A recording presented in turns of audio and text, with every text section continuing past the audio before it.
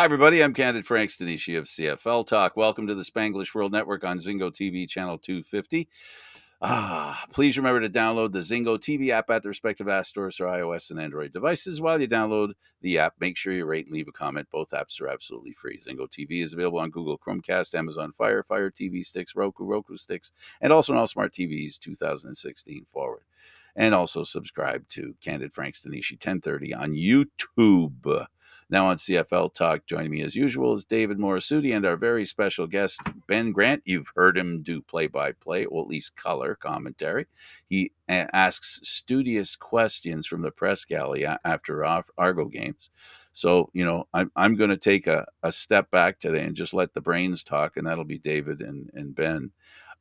Ben, first of all, did I leave anything out that we should promote for you?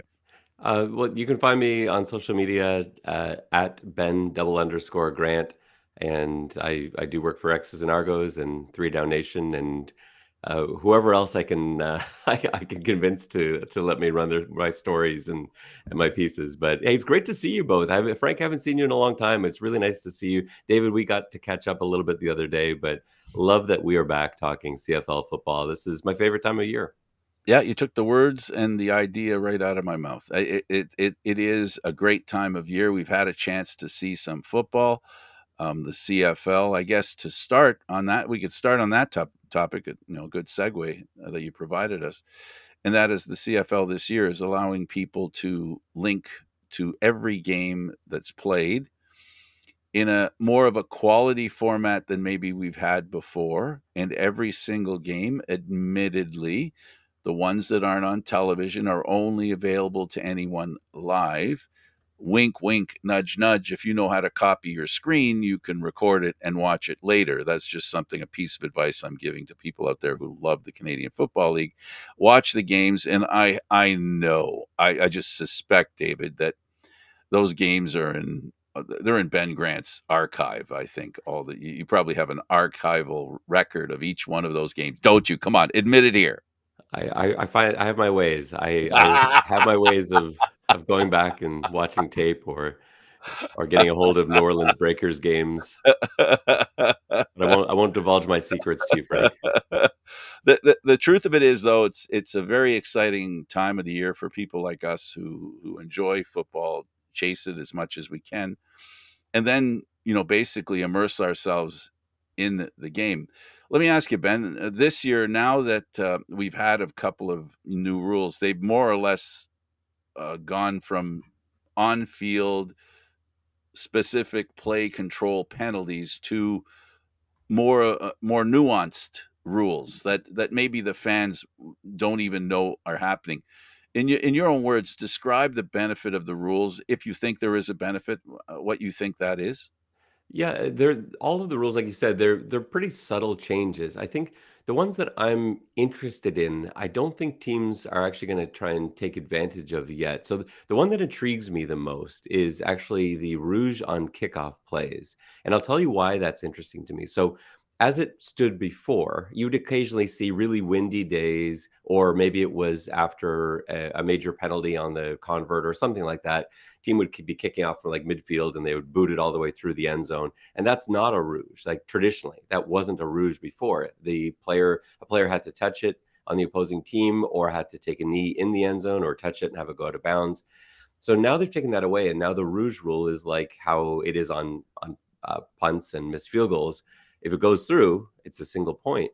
Where I think there's a tactical advantage, and what I would be doing if I were a front office personnel man, I would be going out there and just try to find one of those strange guys with one of those amazing talents who can only do one thing, and it happens to be kick a football a mile. You know those golfers we see that can drive like 400 yards, but they're not on Yep. the PGA Tour because they're not actually very good golfers. But man, can they hit a golf ball?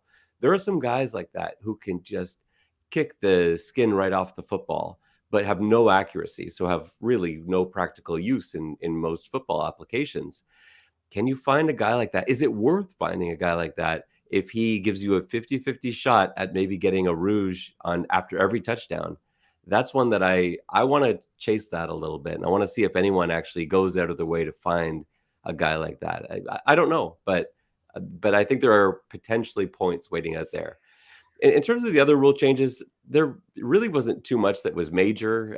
Jersey changes, the alignment for field goals. It doesn't really adjust much. It's not stuff that fans are really going to notice. And then they made a rule change on a safety, and most people actually didn't even know this rule that follow the CFL. I only found this rule out a few years ago because I ran into a similar situation in a game I was coaching. But yeah, in the CFL previously, a holding penalty with the quarterback in the end zone wasn't a safety. It's a safety in every other league in the world, but not in the CFL. And now they have made that a safety. So that could have come up a couple times last year. There was the Montreal game the Argos played near the end of the season where that could have come up, but it's just not something that happens a lot. And most people already thought it was in place. So yeah, make the rule change. It makes sense because otherwise, like how it was previously, why not just hold on every play on your own 1 yard line? Because it's going to stay on the one. You're not really even going to be penalized. They don't place it back half the distance to the goal once you're already at the one. So there's nothing to prevent you from wanting to try and get away with a hold there. So I like that rule change. But like you said, they're subtle, but that means they're in a good place too. Like I like the CFL football we saw last year, and why mess with it too much? So a couple little tweaks here and there, great. We'll see if something else comes up this year. But I love the game as it's currently constructed.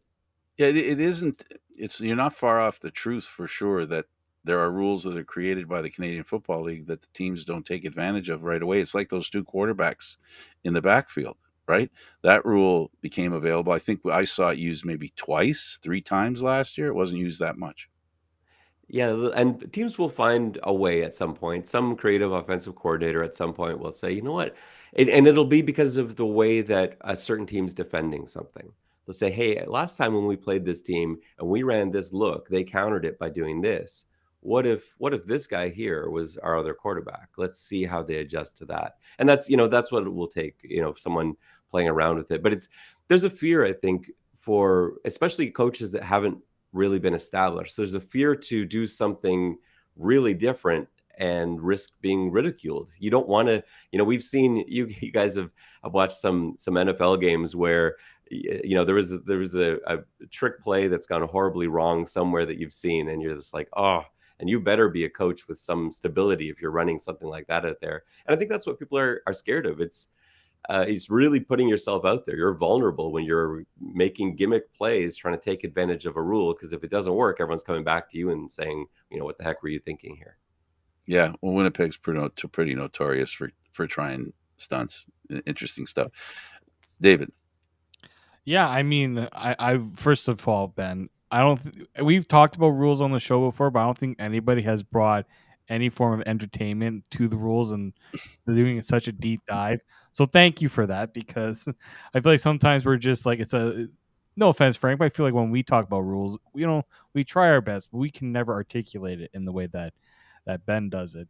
Um, but I also wonder, like when CFL players, because a lot of them that come from the states move up here, and they have to already learn the rules established in place. Do you feel like the CFL, you know, does a good job of integrating these rules and making sure that it's not too much to throw at the players, not the ones that have been here for a long time, but the ones that now all of a sudden are coming up here and they have to learn even more rules than those who have already been here for a few years?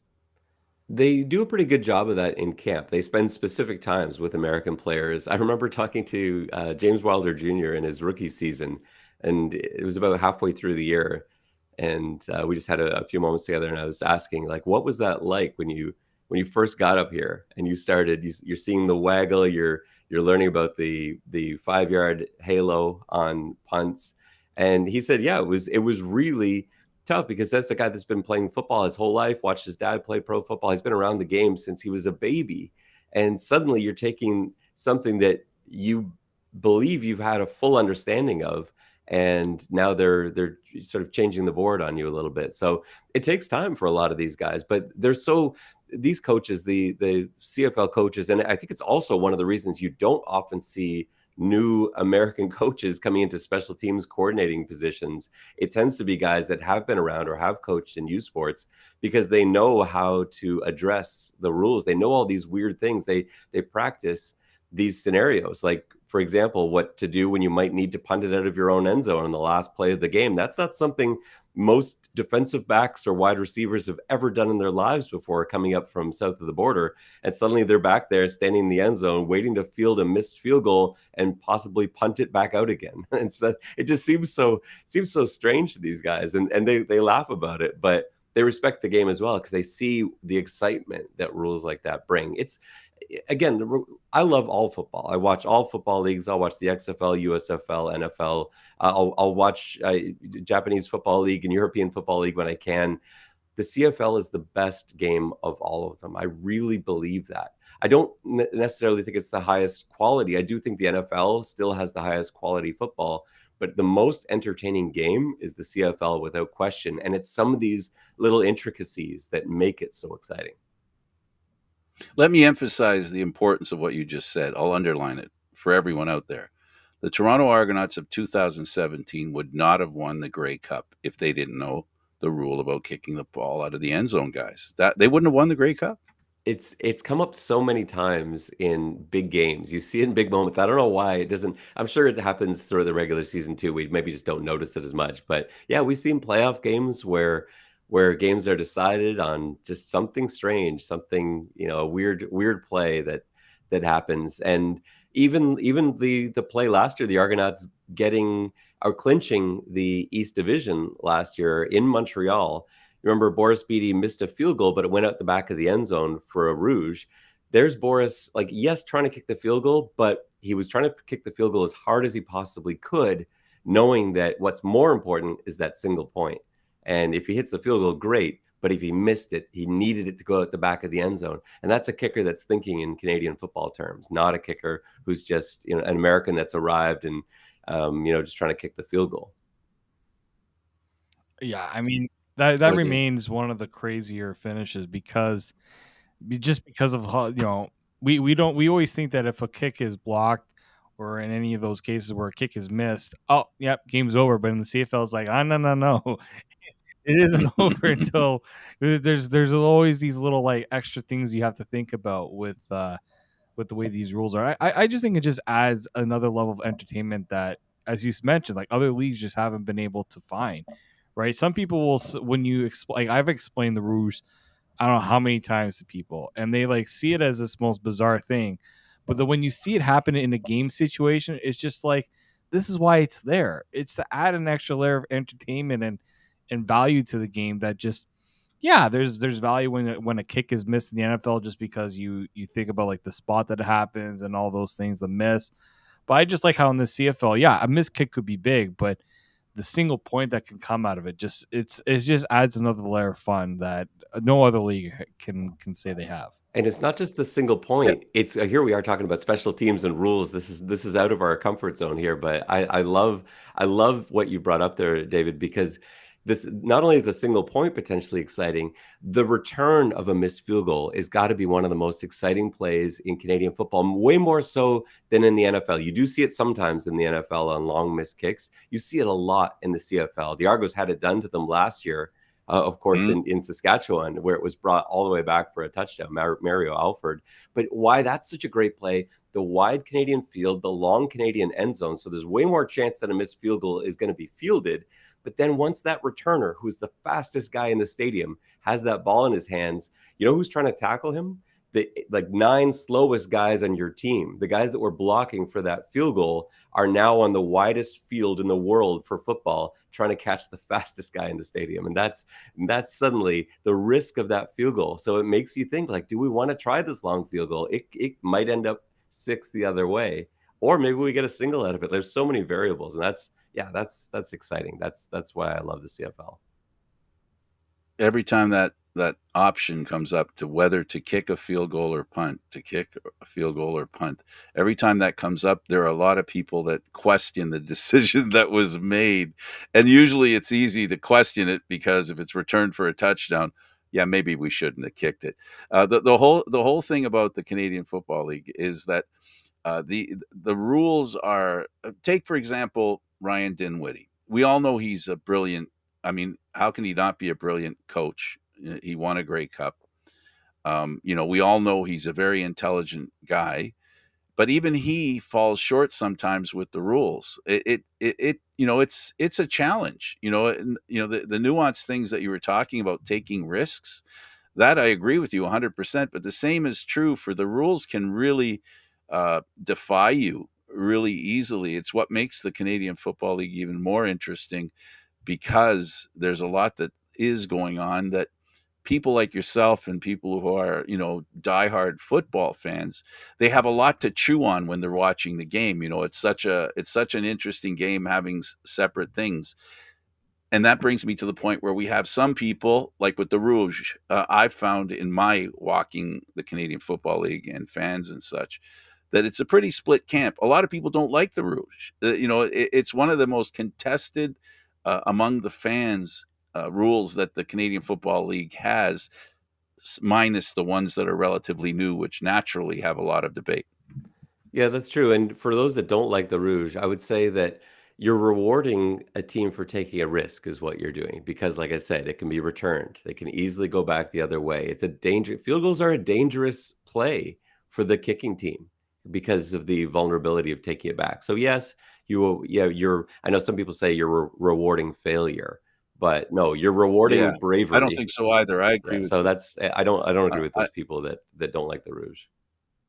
I also think in the Canadian Football League, tied to that, field position is very relevant. David, field position dictates everything in the Canadian Football League, mostly because you only get three Yeah. downs. So, field position is really important. Teams. I mean, you see how many times teams have struggled to drive all the way down the field. When the team is able to go from all the way back in their own end and score on a long drive, like that, that probably is something the coach loves more than anything else that happens in the game. Just because it takes a lot of work just to get all the way down there.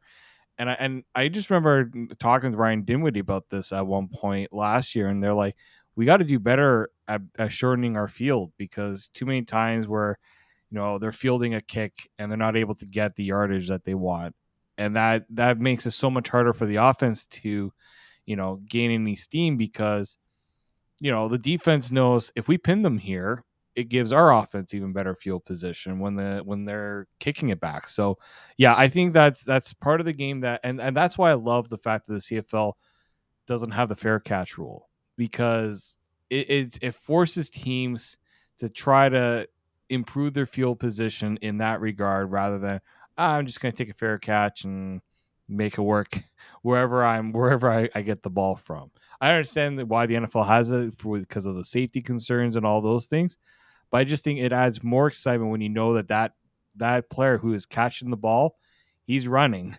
Whether he's going to go far, we don't know, but it just makes, just again, it's that level of anticipation that the CFL continues to add with these types of rules.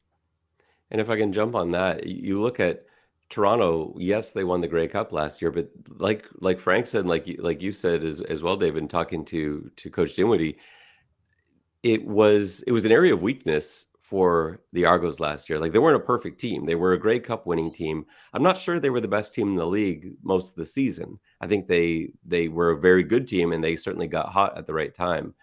But a weakness they had was punt return, kickoff return, and that's why they got pinned deep every time. They couldn't block on punt returns and kick returns. They had guys that could return. Jeremiah Hiddell, you had Javon Leake, who was a very gifted, very skilled returner, but nobody was blocking. You watch a Chandler Worthy return, and there's no one near him when he gets the ball. You watch Javon Leake, and there were like four guys surrounding him when he gets the ball, and that was something they went out and addressed in this offseason, picking up guys that weren't necessarily big names, but guys like Mario Villamazar, who is an excellent special teams blocker, a guy that can actually get back and track and create space. And a lot of the draft picks they made in this year's draft are also very skilled at doing that exact same thing. Ife Anyeneman, for example, probably not going to play much linebacker in this league, but man, is he good at tracking guys on special teams. And then you saw it on the preseason game in Hamilton.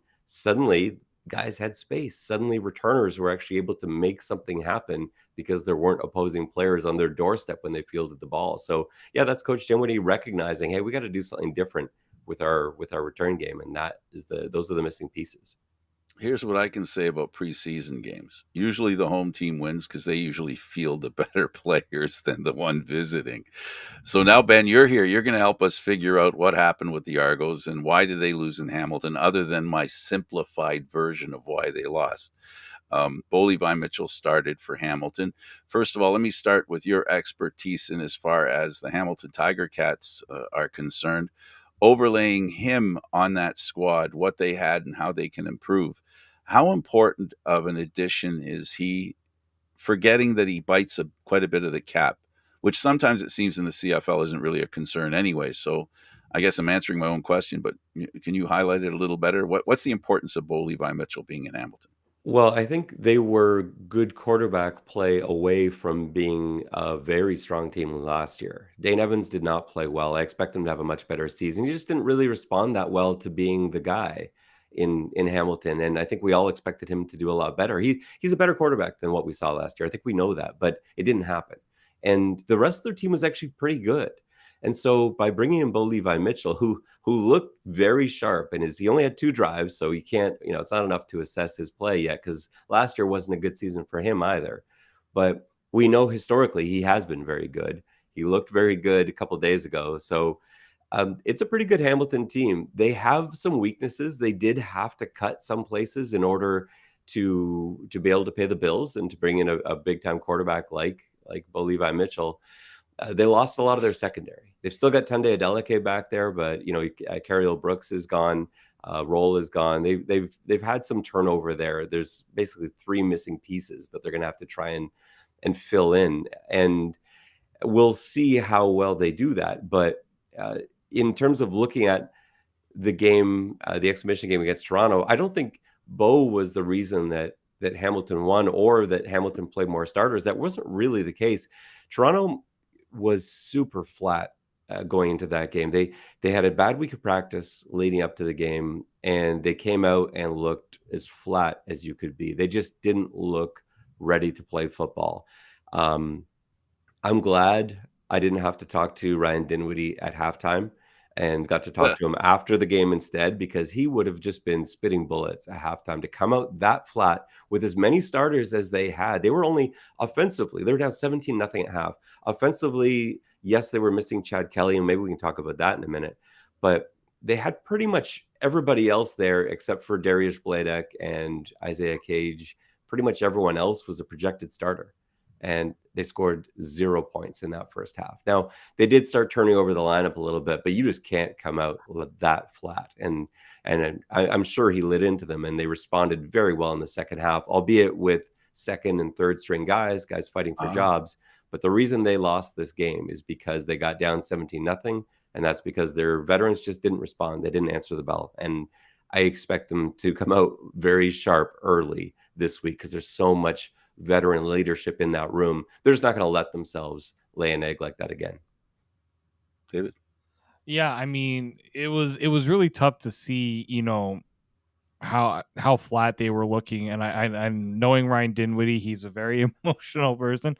I'm sure he that was not a very pleasant now film session the day after, but just being in the locker room at halftime. But I do give credit to some of the players that eventually in the second half decided to step up and realize we can't put up a goose egg here, because that, especially as the defending Grey Cup champions, if you put up like a brutal performance in your first preseason game, it doesn't really bode well.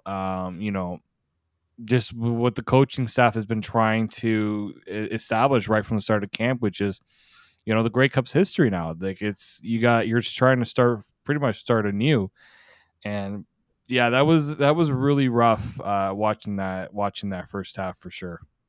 I was impressed. I was impressed with the running game. One thing I think of the preseason as the next man up challenge. The players that get to play aren't the starters mostly, and they're playing more in an isolated version of their play. In other words, I guess, but I'll probably be challenged by the expert. But I just don't think team play in the preseason is as critical as it is individual play. And so we get a chance to see some diamonds in the rough, if you will, players who could be the next man up when something goes wrong, with a player in the lineup. And I saw some pretty interesting players that I'm looking forward to seeing what they can do, not because somebody gets hurt, but if they get an opportunity. And that's what's beautiful about the preseason game. We talked about football coming back, and this kind of football is almost like a glance into the future, right, Ben? Oh yeah, for sure. And there were, while it was a terrible football game for at least a half for the Argos, there were some real positives there, and there were some nice individual performances. And I think that, like you said, Frank, it sometimes gets lost because they didn't necessarily play well as a team. But yeah, there were individuals that made a difference. And I think if we look at the quarterback play, for example, Uh huh. I want to defend Ben Holmes for a minute because he had a terrible first half, two picks, both his fault. He was responsible for the play that resulted in Curly Gittens Jr. getting hurt. Unfortunately, it looks like he's going to be okay, but that was a pretty scary moment, and that was on Holmes as well. Holmes was not supposed to be the starting quarterback that night. It was supposed to be Chad Kelly for two series. And it's so tough pregame to find out suddenly your role has changed because you spent all week knowing the script. Kelly's going to get two series. I'm probably going to go in after that. These are the plays I'm comfortable with. Here are the guys I'm going to be with.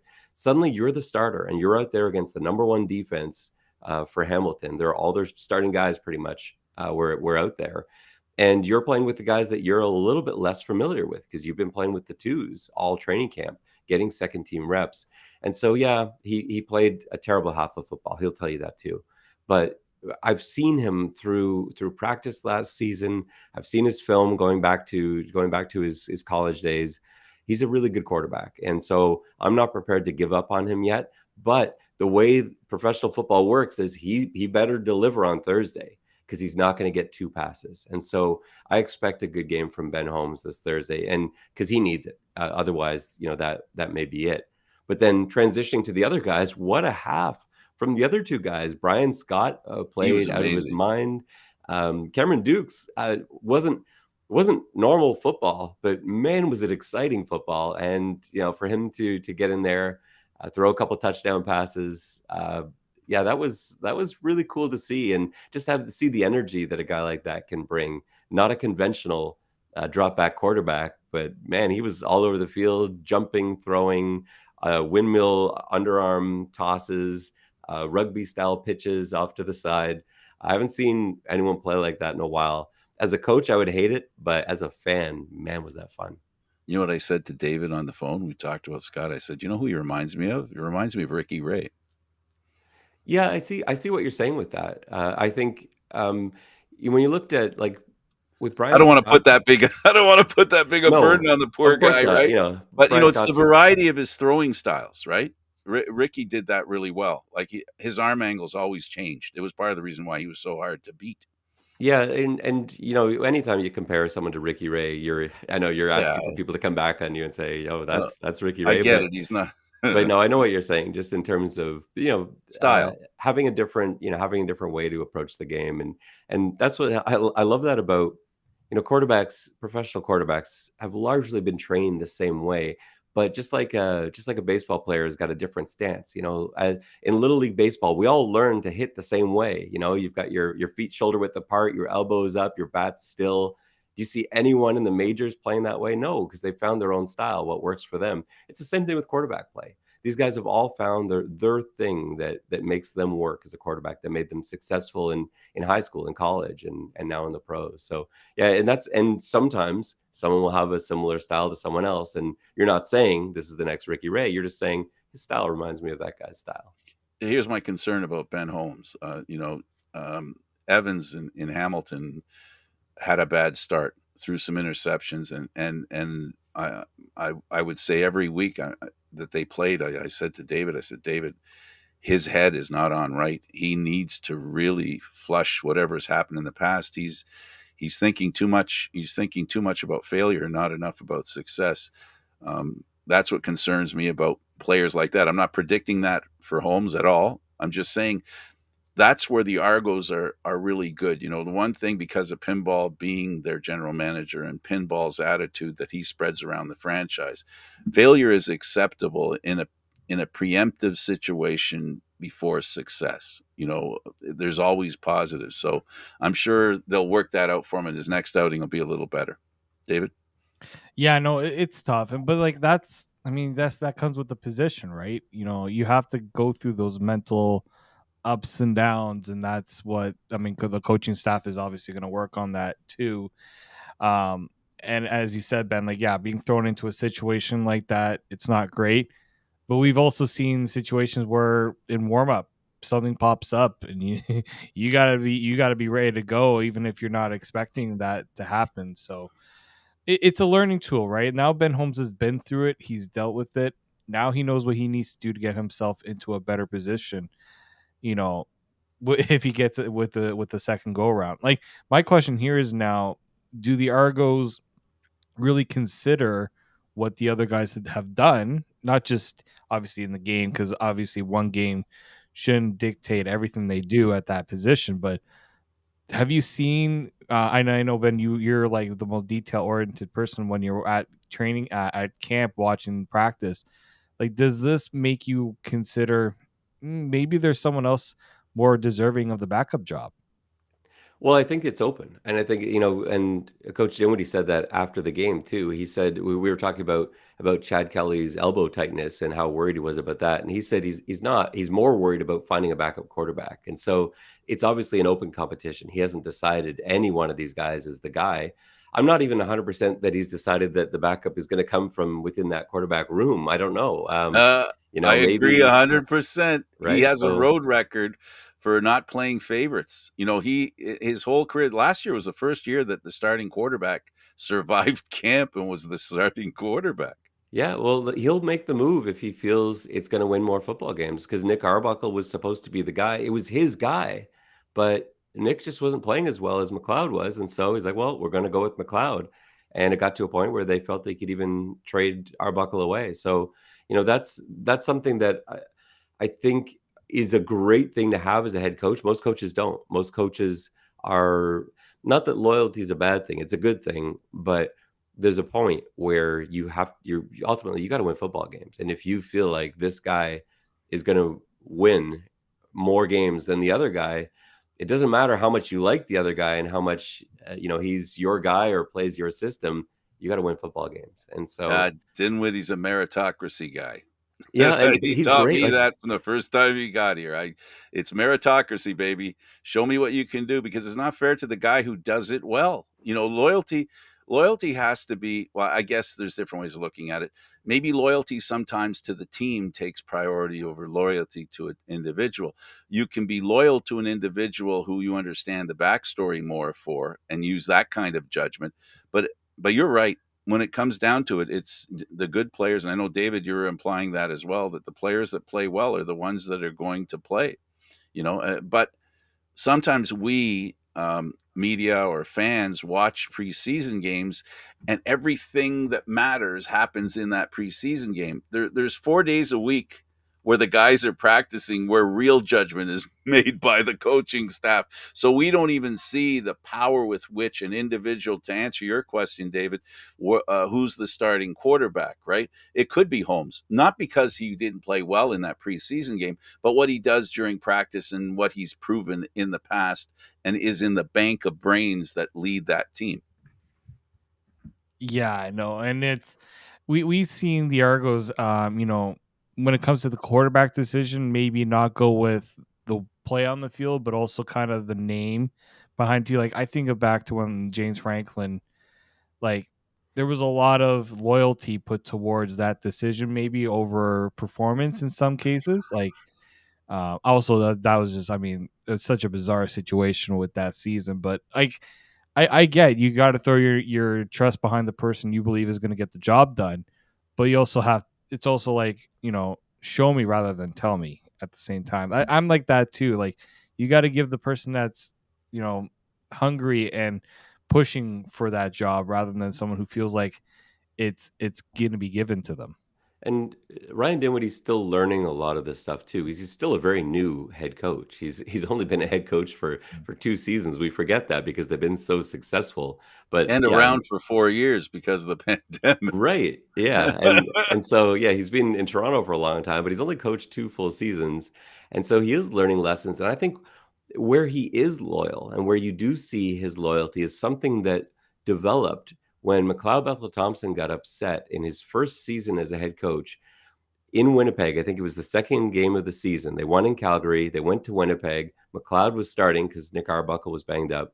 And McLeod had a poor first half in Winnipeg and he got pulled. They put Arbuckle in. And McLeod was angry about that because he didn't feel he'd been given a real shot in that game. And the Argos went on to lose. It didn't really matter. I don't think who was playing quarterback. Winnipeg was a great team playing at home. But I think that was the last time I saw him make a move like that in game when he felt like going into the game, this is the guy that should be playing this game. Because we saw McLeod with some terrible first half performances last season, even. And we wondered, we talked about a halftime, are we going to see someone else in the second half? Is this time to see Chad Kelly or whatnot? And it never was. Not in one of those instances did he go with anyone other than McLeod because he does have loyalty to what he believes in. And he believed that McLeod was the better quarterback, was more capable of winning games. And more often than not, he was correct. They won the Grey Cup on the strength of McLeod Bethel Thompson's play throughout the season. So again, it's not that he's not a loyal person. It's he'll play the best guy, no matter who the best guy is, but he'll show you that loyalty once you've shown you are the best guy that should be there. But it's earned is my point. Like Yeah. with him, it's earned, right? You have to earn that loyalty. It's not just something. We're not talking here. Hockey general manager drafts a guy first overall, and no matter how bad he plays, they're going to put him on the first line. We're not talking about that. That's that. None of us think that's what we're defending. Anyway, Yeah, it's always I mean, and Ryan Dinwiddie used to be a quarterback too, right? He's been in those situations. He knows what those guys. This is where his benefit of the being a former player can he can understand the mental aspect of it too, right? And that's why um, you know he's seemed to find ways to push the right buttons. Or how many times would people said that the Argos needed to move away from McLeod Bethel Thompson last year? He didn't, and it proved to be the right call in the end because it led to a Grey Cup. You can so I think yeah, I think that's why he gets paid the big bucks, right? To make those decisions even when, not everyone would agree with them. I'll give you a perfect example of Ryan Dinwiddie and loyalty. It was clear if you remember, it wasn't clear. It became uh, a consideration, a concern for everybody around the Toronto Argonauts by fans, reporters, media, that McLeod Bethel Thompson wasn't coming back. And I remember asking the coach about his new quarterback. Unflinched, unwavering, instantly said he can be our starting quarterback. That to me is the kind of loyalty we're talking about, where he's seen stuff, during the whole season that he's been there, and the coach appreciates the work that he does. This is a kid. This is a kid who came here with a reputation, so he had to come first of all and prove he wasn't the person that his reputation said he was. So he had to work twice as hard to be accepted by his teammates, and I think the coach appreciated that, and that's where he showed his loyalty. So it's also about rewarding the hard work that someone gives you, and one of the biggest words that every Argo says to you, you guys know this word, right? I appreciate you. Appreciation. That is something that Ryan Dinwiddie and the Toronto Argonaut organization believe right to its root, and that is appreciation. And that, to me, is what we're talking about when we're saying loyalty. For those of you out there who maybe don't understand the nuanced conversation we're having, we're talking about appreciation, which is, to me, one leg, maybe three legs of the table that is loyalty. Yeah, and actually, I wanted to also ask Ben, when it comes to that game, I know you're looking at the offense, but the defense, like, give them credit because it wasn't, when your offense is not performing like they should. Yeah, you don't want to give up 17 points in the first half, But I think some credit for how they were able to keep things close in the second half too. Yeah, the defense actually I thought played pretty well the whole game. They had first of all, they weren't doing a lot of overly complex stuff because you don't usually want to show the opposition what your game plan is, and so they were running some strange coverages in strange times, like running cover three on from their own 10-yard line and stuff, and you don't usually see that in games, but. I think part of that is just to see how their guys respond to different coverages. Like, here's a cover three. How do our guys play it? How do they? And they don't really they're trying to prevent a touchdown, but in what they know isn't probably the optimal defensive look to do that with because they're using it as an evaluation tool.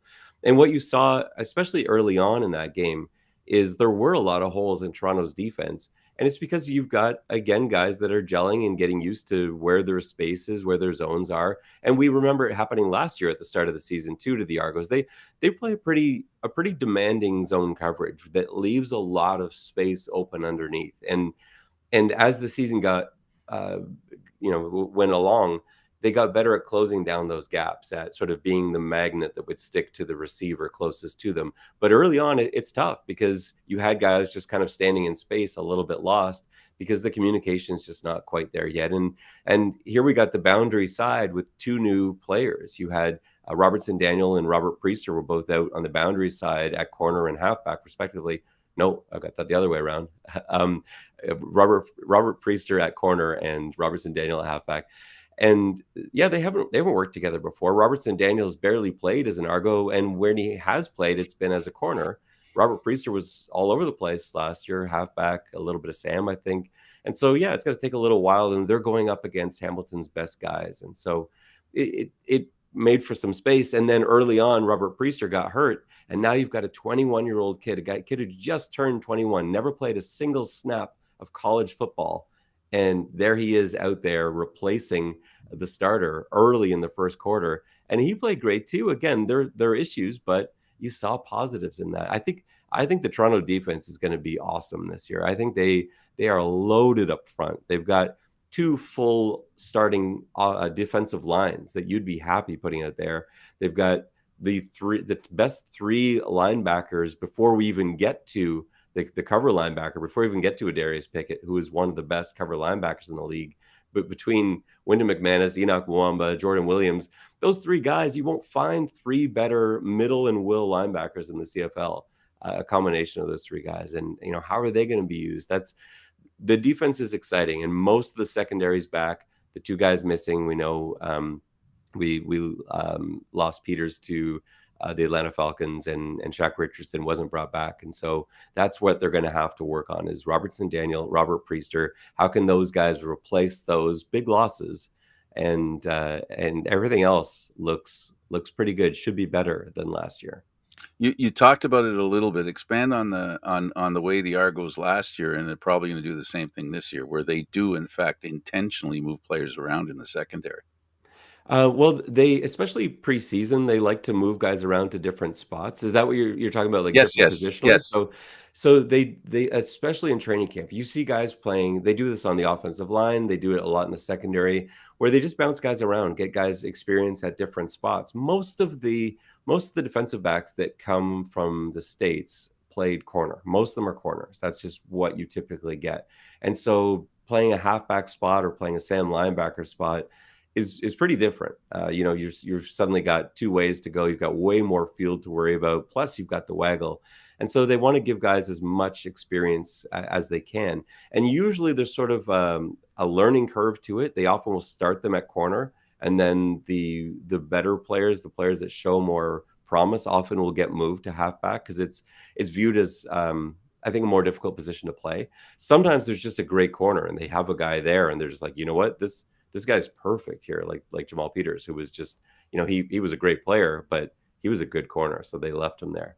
But that's what you'll typically see. And then we saw last year when guys started dropping like flies in the secondary, and suddenly you had to bring in all sorts of players. Maurice Carnell was in there, Priester was in there. We had at one point Chris Edwards going out to play corner because they had all these missing pieces. But that's where it comes back to that experimentation they do in training camp in the preseason, where they've done it before. So you're not asking a guy for the first time, hey, I know you haven't played corner since your freshman year in Washington, but you want to get out there and defend somebody. He's done it before. He's done it in training camp.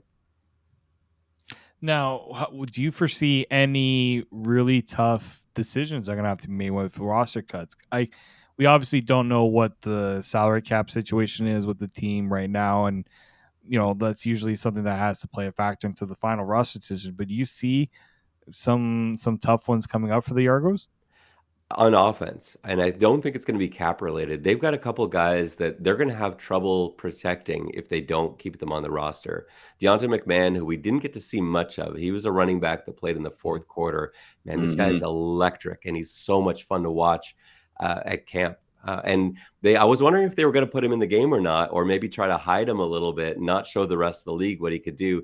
He had a few carries. He got 9 yards almost every run out of nothing. There was nothing there, and he just found a way to weave his body somehow for a Spin. 7 to 9 yard game. Yeah, and man, that guy's exciting. But can you keep him?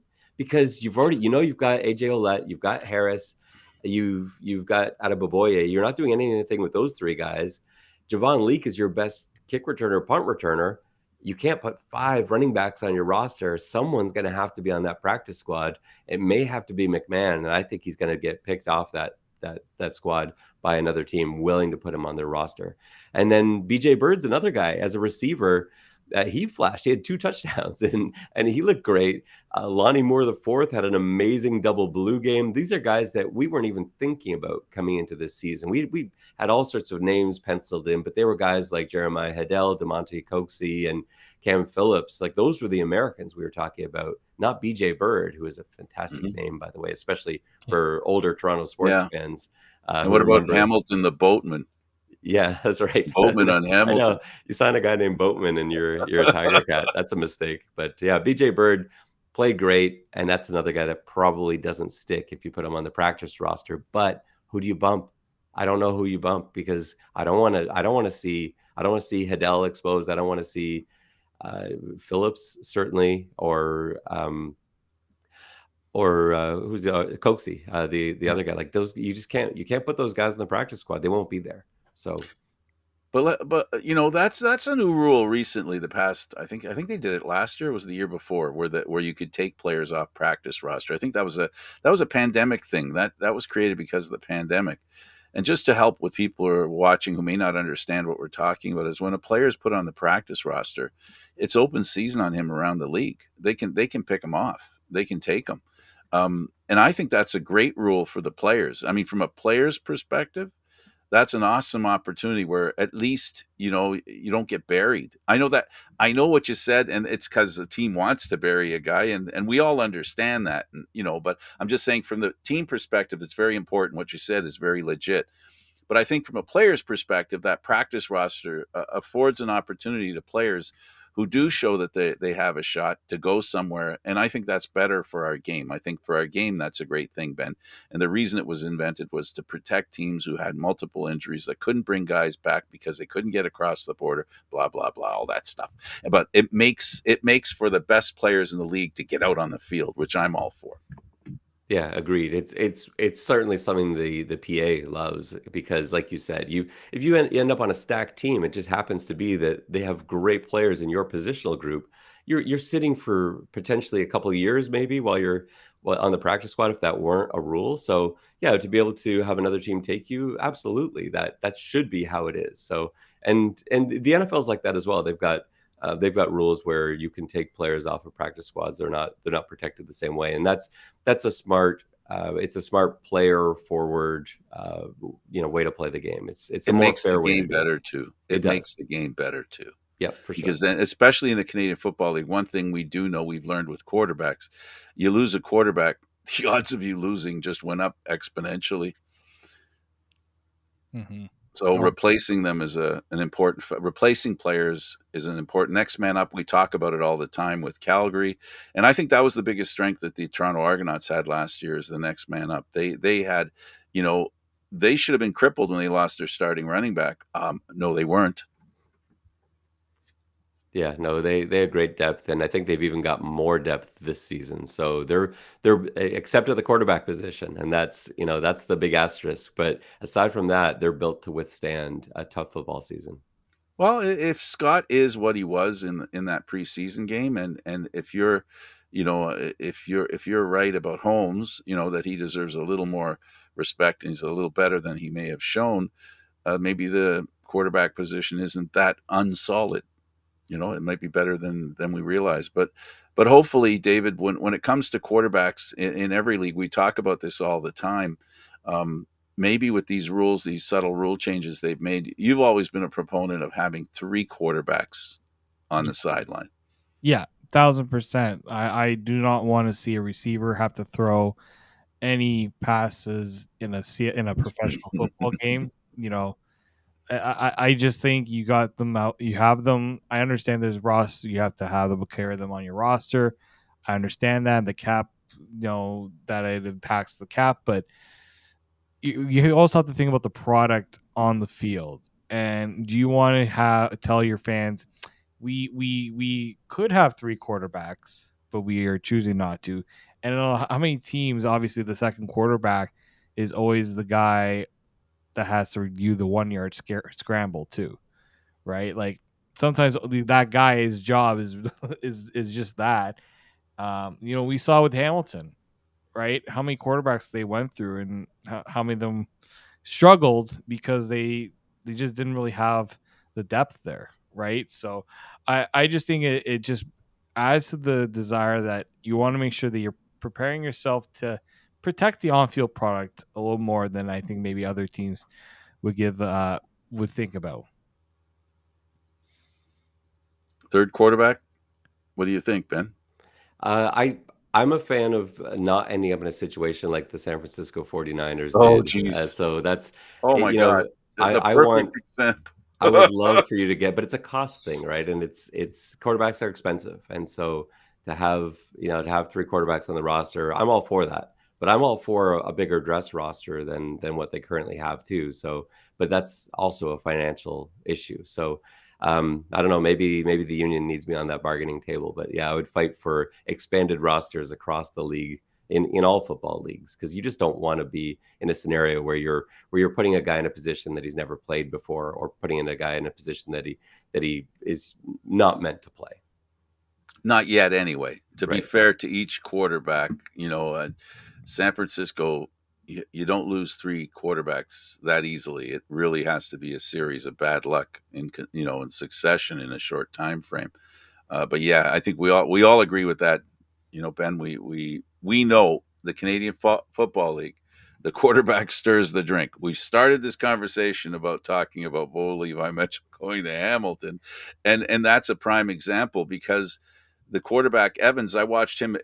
If you want to talk about some of the other games that you guys had a chance to watch, I'll mention the games and the scores. We're not going to go specifically on any game, but Edmonton lost to Calgary 29-24. The Red Blacks lost to Montreal. The Ticats we talked about beat the Argos, and Edmonton at home lost to Winnipeg. And then the Riders game against the BC Lions. For me, watching Evans in that game, he looked like the guy that ended the season. I think some people forget how well he played at the end of the season because he was traded. But he was traded because of what happened earlier in the season. Ben, you defended a quarterback. In your mind, how much of it was confidence for Evans and Hamilton, and how important will it be in BC? They have a bit of a struggle from what I saw in the game. They maybe because it's a preseason, they had trouble with the offensive line. A quarterback like him needs some protection. Yeah, I think he's a good place for him though. I think, and I don't know, I'm not inside his head. I can't say exactly what's happening, but I know that Dane Evans seemed to me to struggle with being the only guy. He was really the only option Hamilton had last year. They had a bunch of You're rookies right. behind him, and they end up with Schultz as well. And I know he's had some starts and stuff, but he's not a big name. Dane Evans was the guy. I think in BC, it goes back a little bit to how he was with Jeremiah Mazzoli the previous seasons where we remember how great Dane Evans looked at times when Masoli was also on the roster. He's got Vernon Adams playing quarterback in BC. Vernon's supposed to be the guy.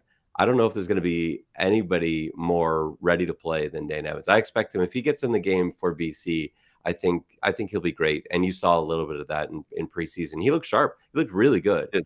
And that's the Dane Evans we remember from a few years ago. His ability to drop a pass over coverage. That Oh to me yeah. that was his biggest strength. And what was happening was last year was instead of him throwing those, he was throwing right to the defenders, and it just seemed it wasn't his game. Maybe because he was rushed and he wasn't able to take time. David. Yeah, no, I'm curious to see how. I mean, Dane Evans. I always thought it was a curious decision that he went to BC, but I also understand, the optics involved in trying to get rid of that contract for Fear Hamilton and all those things. So curious to see how that all shakes out throughout the year, because Vernon Adams hasn't gone full season as a starter and really been as productive as I think Montreal wanted him to be. And obviously now BC has to turn to him with the way the situation has gone there. So I'm very curious to see how that quarterback room shakes out. Then we've got the situation in Saskatchewan. Um, Trevor Harris, a friend of this show, a former Argonaut. I knew him back here when he was in the quarterback room working under Ricky Ray and with Caleros. Will his maturity? I'm going on an assumption here. Again, I can't get in his head either. I agree with you, Ben. We can't get in people's heads, but what we can do is look at their history. Trevor Harris has been through a lot. He has a lot of experience. I think he might be better suited for Saskatchewan. Yeah, I think it might be a good spot for him. I think he's one of the better quarterbacks in the league. He might be the second best quarterback in the league, and we don't know what some of them can do still. We still have to wait to see what Chad Kelly's got, et cetera. But I think, in terms of proven guys, I think he's probably my number two league wide after Zach Collaros. And I think it's a sneaky team. I know some people have predicted them to have great seasons. I'm not sure I see that yet, but they're going to be way better than they were last year. I think it's a great spot for him. And we'll see what the guy he's replacing will do in Montreal and Cody Fajardo. I'm not sure that's a great roster. I think he may struggle there, and maybe Saskatchewan folks will sort of say, "Hey, you see." But yeah, who knows? Who knows? We'll see. Yeah, but we know that an MOP of a Grey Cup went to BC and literally showed us what it takes to survive, not play well, but survive. It quarterback's a tough position. Riley suffered. Man, I had so much admiration for the way he kept coming back after some of the stuff that happened to him. And we don't like to see that kind of stuff happen to quarterbacks, but that's what affects quarterbacks as far as their effectiveness is concerned. They need some protection, they need some time. And David and I talked about the one reason why Harris will be good in Saskatchewan is he releases the ball quickly. He makes quick decisions, and I think they were having problems with their offensive line. I believe Harris will help their offensive line. Not that it can't change or doesn't have to be better, but that he'll help the line by taking less time to make decisions. Yeah, for sure. He's great at just getting the ball out quick if that's what he needs, and he'll assess that. Again, being an experienced quarterback, a mature quarterback, he'll know if the offensive line is struggling, and I think they'll be better than they were last year, certainly. But if they're not, he's, I think, probably more prepared to deal with that than some other quarterbacks might be. Some just can't play that style of game. But yeah, him catching the ball, throw, catch and throw, catch and throw. He can play that way all day long if you let him. David, the Argo quarterback, the number one quarterback so far as we know. We know who it is. You've had a chance to watch him for a year in the beginning of this year. What do you see as what he'll need to do using his set of strengths and his weaknesses? What does he need to do to be successful as far as you're concerned? Have you seen enough in practice? It's always. I mean, we haven't seen him play. I mean, obviously, the most meaningful snaps came in the Grey Cup, but I want to see how he does with the added pressure of playing a full season, right, start to finish. Can he carry full season? It's one thing to do it in a relief appearance late in the game, it's another to do it throughout a season. It's so, and he hasn't done it in a long time too. So I want to see how can he handle the mental and physical challenges that come with that. Ben, Chad? Yeah, he's more than capable skill wise, and I think we've seen that in practice and in the few moments that he's gotten on the field. He's got a cannon of an arm. He's got good wheels as well. He has everything that you'd want in a quarterback. There's a reason that he was once projected to be a first round NFL draft pick before things sort of went south. A guy that beat Alabama in college, that was a record breaking quarterback in college. We know he can do all that stuff. So if the mental game is also there, and I like to think it is, this is a guy that's stuck in Toronto throughout the winter, buried himself in the playbook.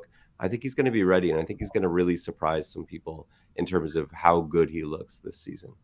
Well, I'm going to blame Ben because he's so interesting. We've gone way over here, Ben. You're such an interesting guest. We had so much at the time. We just had an hour disappear. It was vaporized by your being a guest here. Well, I appreciate that. I don't think it was me, but I'll take I it think so. I think so. And sorry, I think the vote's going to be 2-1. Hey, Ben, thank you for doing this. anytime. Love to talk to you guys. Thanks so much. Much appreciated. And David, thank you for doing this. Thank you, Frank. And you should have done the okay cut. Was I that's wasn't. I going just back looked at to the time now. So thank you, David Morassutti and Ben Grant. I'm Candid Frank Stanisci. Thank you for watching CFL Talk. Airing live Mondays at 9 p.m. This show can also be heard on the Spanglish World Radio Networks for CFL Talk, news, entertainment, and other sports programming we offer. Please check out SpanglishWorld.ca. Spanglish World. Watch it, hear it, read it, download it, live it. Thanks for watching, everybody. See you next time.